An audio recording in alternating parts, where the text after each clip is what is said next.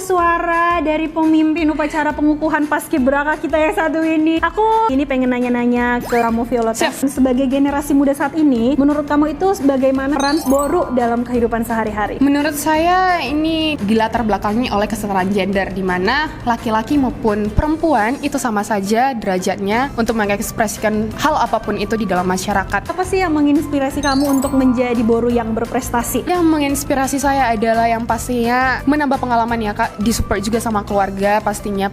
Suka dan duka menjadi boru niraja. Dari segi dukanya saya nggak ada ya Kak, karena memang sudah sangat-sangat bangga menjadi boru niraja, boru Batak. Tapi kalau untuk dari segi suka, saya sebagai orang Batak itu sangat dicari di mana-mana karena memang banyak orang-orang Batak yang ada di seluruh Indonesia Kak. Di IKN saja pun saya temui. For your information nih temen Del, Jabu Bonang ada campaign dengan tajuk Boru Dirayakan untuk mengapresiasi setiap boru dalam menjalankan berbagai macam peran dan juga tanggung jawabnya. Kamu ada pesan nggak sih khusus untuk para boru?